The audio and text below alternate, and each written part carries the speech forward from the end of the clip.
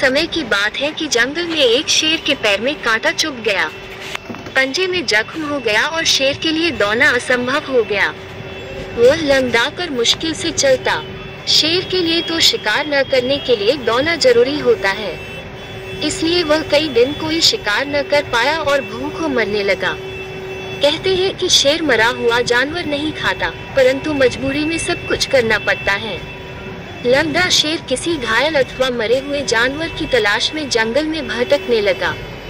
यहाँ भी किस्मत ने उसका साथ नहीं दिया, कहीं कुछ हाथ नहीं लगा। धीरे धीरे पैर घसीटता हुआ वह एक गुफा के पास आ पहुँचा। गुफा गहरी और संकरी थी, ठीक वैसी जैसे जंगली जानवरों के मांद के रूप में काम आती है। उसने उसके अंदर झांका, मांद खाली थी, पर चारों ओर उसे इस बात के प्रमाण नजर आए कि उसमें जानवर का बसेरा है। उस समय वह जानवर शायद भोजन की तलाश में बाहर गया हुआ था। शेर चुपचाप दुबक कर बैठ गया ताकि उसमें रहने वाला जानवर लौट आए तो वह दबोच ले।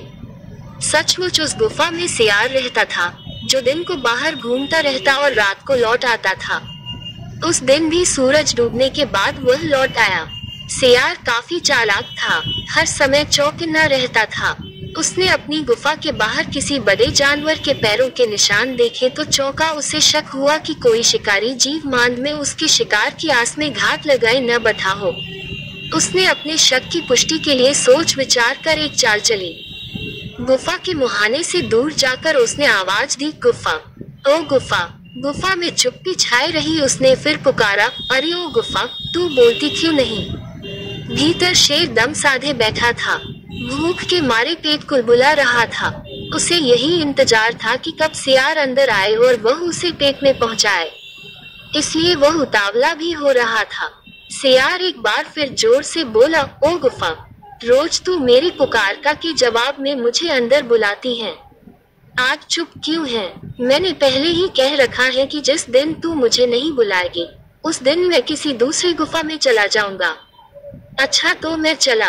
ये सुनकर शेर हड़बड़ा गया। उसने सोचा शायद गुफा सचमुच सियार को अंदर बुलाती होगी।